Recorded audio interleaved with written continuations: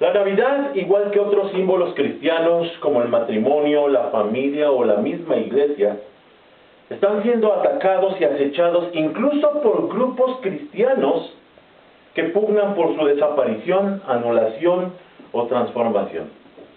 Ahora la lucha es intestina, es interna, y desafortunadamente muchos creyentes están cayendo en esta trampa. Muy lejos de la falsa información parcial actual, y le llamo parcial por no investigar adecuadamente y profundamente, y también parcial por utilizar esa incompleta información para sus fines destructivos. La realidad es que la Navidad no surgió con Constantino en el siglo III. Haciendo el análisis concienzudo de los padres de la Iglesia y lo que enseñaron, encontramos, por ejemplo, que Ireneo de León, Clemente de Alejandría y Tertuliano ya desde el siglo II lo mencionaban como una celebración antigua propuesta por los primeros creyentes. La razón de la celebración de la Natividad fue para destacar la encarnación ante los grupos heréticos gnósticos que negaban la humanidad de Cristo. Esta fue la intención primordial de la Iglesia al principio cuando propuso la celebración de la Navidad. Así que no es surgida de ninguna forma de algún asunto pagano. Es mentira que la Navidad surgió de esas fiestas paganas de la Saturnalia.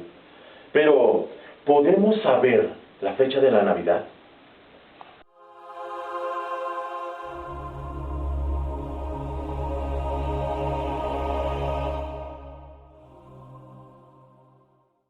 Dice en Isaías capítulo 7, versículo 10 al 14. Más tarde, el Señor envió al rey Acaz el siguiente mensaje. Acaz, pídele al Señor tu Dios una señal de confirmación. Hazla tan difícil como quieras, tan alta como los cielos, o tan profunda como el lugar de los muertos. Pero el rey se negó. No, dijo el rey, no pondré a prueba al Señor así. Entonces Isaías le dijo, escuchen bien, ustedes de la familia real de David, ¿acaso no les basta con agotar la paciencia humana? ¿También tienen que agotar la paciencia de mi Dios? Muy bien, el Señor mismo les dará la señal. Miren, la Virgen concebirá un niño, dará a luz un hijo y lo llamarán Emmanuel, que significa Dios está con nosotros. Por causa de esta cita, Jesús reclamó a los religiosos judíos en Mateo capítulo 16, versículos 2 y 3, ustedes conocen el dicho, si el cielo está rojo por la noche, mañana habrá buen clima. Si el cielo está rojo por la mañana, habrá mal clima para el día. Saben interpretar las señales del clima en los cielos, pero no saben interpretar las señales de los tiempos. Y es que en toda la Escritura, Dios dispuso las señales para interpretar los tiempos. Ya desde Génesis capítulo 1, versículo 14, se anotaba. Entonces Dios dijo, que aparezcan luces en el cielo para separar el día de la noche, y sean señales y para tiempos señalados y para días y años. Pero muy lejos de lo que nosotros pensamos que tiene que ver con nuestro tiempo cronológico o del calendario, estas señales estaban puestos para los tiempos de salvación. Estaban dispuestas las señales para reconocer las señales finales del tiempo en donde pudiéramos tener seguridad de lo que pasaría. La pregunta que responderemos es, ¿a qué se refieren las señales del tiempo? Comienzo entonces con el tema de la señal de la mujer. Y déjeme referirme entonces a Apocalipsis capítulo 12, versículo 1, que dice, entonces fui testigo de un suceso de gran importancia en el cielo. Vi a una mujer vestida del sol, con la luna debajo de los pies, y una corona de 2 estrellas sobre su cabeza. Como estamos hablando de señales del cielo, lo primero a lo que haremos referencia es a lo que Juan mira en la isla de Patmos, que dice él que es una mujer. Ahora, aquí es importante retomar que el símbolo de la mujer en la Biblia es una gran señal, tan importante porque para nosotros en forma familiar como cristianos es la representación de nosotros unidos en matrimonio con Cristo como su esposa. Así entonces lo que encontramos en este símbolo apocalíptico es una visión gloriosa de la iglesia en pureza, en castidad como esposa de Dios. A eso hace referencia lo que dice el libro de Cantares, capítulo 6, versículo 10, cuando leemos: ¿quién es esa que se levanta como la aurora, tan hermosa como la luna, tan resplandeciente como el sol? Aquí entonces percibimos que ese símbolo es importante para las Escrituras, y es lo que entonces nos está narrando Juan en esta visión que tiene en este lugar de Patmos. Vemos entonces en primer lugar que la mujer significa o simboliza la esposa de Dios. Pero también en segundo lugar, esta mujer, dice Juan, es la madre de Jesús. Y es que así lo define cuando está ella embarazada.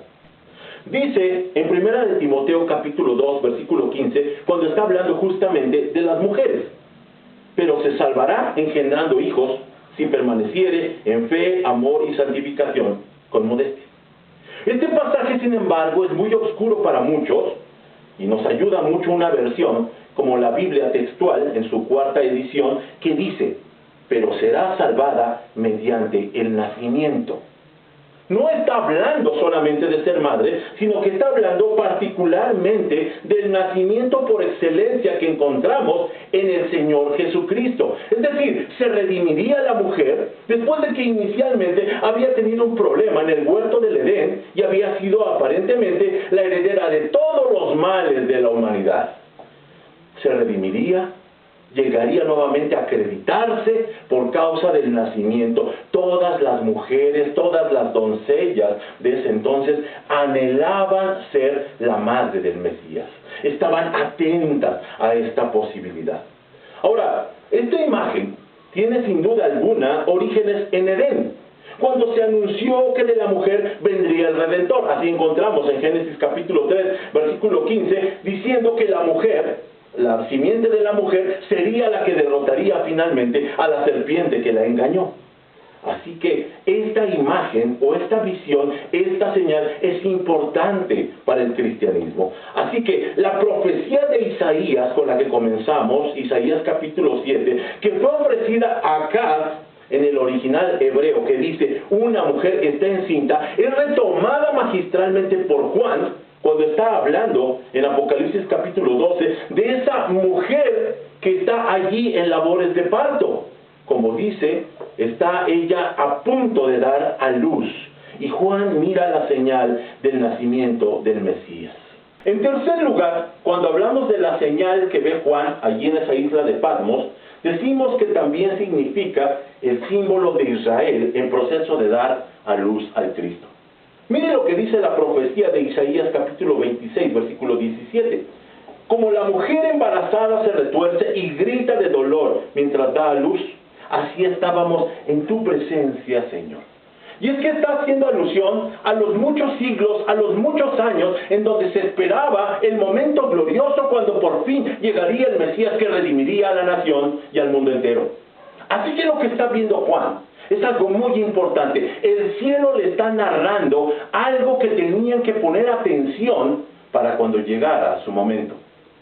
Pero es evidente reconocer el simbolismo astronómico en el texto. Aquí la palabra señal, que en griego es semeion y en hebreo es os, que es usada por Juan, es para describir las constelaciones del zodiaco, las mismas que se ven en los cielos. Y estamos hablando de astronomía, no astrología. Y se señala entonces que la constelación de Virgo, que efectivamente tiene a las demás constelaciones como corona de 12 estrellas que representan a la vez los 12 signos del zodiaco, y a la vez es símbolo de las 12 tribus, tal como dice Génesis capítulo 37, versículo 9, cuando José, el llamado soñador, le dice a su familia: escuchen, tuve otro sueño. Les dijo: el sol, la luna y 11 estrellas se inclinaban ante mí. Y encontramos entonces el simbolismo importante que está dispuesto en los cielos para la vida nacional del pueblo en su vida cotidiana. Así entonces encontramos que la disposición de las 12 tribus de Israel alrededor del tabernáculo seguían el patrón en números 2 que correspondía al orden zodiacal en los cielos. No cabe duda que las señales de los tiempos incluía el orden de lo que pasaba en esta tierra, dispuesto desde lo que estaba escrito en los cielos. Así por eso el salmista alcanza a decir en el Salmo 19, los cielos cuentan la gloria de Dios. Allí estaba escrito el tiempo de las señales que ahora llegaba en Cristo Jesús. Para entender lo anterior, permítanme utilizar lo que dice el capítulo 11, versículo 15 del mismo Apocalipsis, en donde Juan anota: entonces el séptimo ángel tocó su trompeta y hubo fuertes voces que gritaban en el cielo: ahora el mundo ya es el reino de nuestro Señor y de su Cristo, y Él reinará por siempre y para siempre. Juan nos está ubicando en el Rosh Hashanah, que es entendido como el día de las trompetas, que se celebraba el primero del mes séptimo. Así era llamado entonces primero Tisri o 1 Tisri, que era también la forma de mencionar el año nuevo. La afirmación de que Virgo en ese momento está coronada por las 12 constelaciones significa que ella es la única que reina en ese momento. Es decir, durante el mes séptimo, justo cuando aparece que las garras del escorpión parecen estar a punto de atrapar a la Virgen. Así deducimos que el nacimiento del Mesías fue en un día de las trompetas. Voy a ampliar la información anterior con lo siguiente. Cuando hacemos el análisis del nacimiento de Cristo, descubrimos que aún hay más. Y aquí voy a hacer mención del escritor y meteorólogo Ernest Martin, que escribió 2 libros importantes que fueron llamados El nacimiento de Cristo recalculado en 1978 y La estrella que asombró el mundo, escrito en 1996. Este hombre, también creyente, dice que el único momento del año en que el sol podría estar en una posición para vestir a la mujer es cuando está a la mitad de su cuerpo. Ahora, esto es muy importante porque esto ocurre solamente en un periodo de 20 días cada año. Cada año se da esta posibilidad. Así, en el año 3 antes de Cristo, el sol entró en esta región el 27 de agosto y salió el 15 de septiembre. Ahora, esto explica lo que desde el punto de vista de los magos, que eran por supuesto astrólogos, era la señal lógica del nacimiento del Mesías. Aún hoy, inclusive, los astrólogos reconocen que esta señal es referencia a un gobernante mundial nacido de una virgen. Recuerdo alguna ocasión en que estaba yo tratando este tema y alguna persona debatió conmigo y me dijo, bueno, es que los judíos no podían estar atentos a la llegada del Mesías. Y simplemente les dije, ¿y cómo lo supieron estos magos del Oriente? Allí se acabó la discusión. Ellos veían hacia el cielo según las instrucciones que el mismo Daniel, el profeta que tenemos en nuestras Biblias, les había instruido. Les había dicho lo que tenían que esperar, lo que tenían que ver. Así por eso el reclamo del Señor Jesús a la generación de judíos, que eran los más atentos que debían de estar a esta señal, que dejaron pasar, y entonces vemos que ya estaba anunciado todo este tiempo. Pero, sin embargo, hay una manera de llegar a una fecha más cercana del nacimiento de Cristo: la posición de la luna en la visión de Juan. Aquí podemos nosotros ubicar el nacimiento con aproximación de 1 hora o menos. Estamos hablando de que en el año 3 estos factores coincidieron con precisión durante al menos 2 horas. Y de aquí deducimos una fecha: 11 de septiembre, entre 6:15 de la tarde a 7:45 de la noche. Porque este fue el único día posible del año entero que se dio esta eventualidad. Así, la puesta del sol, el 11 de septiembre del año 3 a.C., fue el comienzo de Tisri 1 en el calendario judío, es decir, Rosh Hashanah, el día de las trompetas, el año nuevo, en la llegada de la nueva creación, la coronación de la nueva era, con la llegada del Mesías. Martin sigue hablando de lo siguiente y resume: el tema central del día de las trompetas es claramente el de la entronización del gran rey de reyes. Así se entendía el día por lo general el judaísmo primitivo, y ciertamente es como lo entiende el Nuevo Testamento. En Apocalipsis 11:15, el séptimo ángel toca la trompeta y los reinos de este mundo vienen a ser los de Cristo. Y esto sucede en el momento en que se ve una mujer en el cielo con 2 estrellas alrededor de su cabeza y el sol a medio cuerpo de ella. con la luna debajo de sus pies. Es claramente una escena de luna nueva para el día de las trompetas. Eso debieron observarlo los religiosos judíos. Por último, responderemos de dónde surgió la fecha de 25 de diciembre, que es la fecha tradicional de la Navidad. Otra vez vuelvo a hacer mención de lo que Martín nos enseña.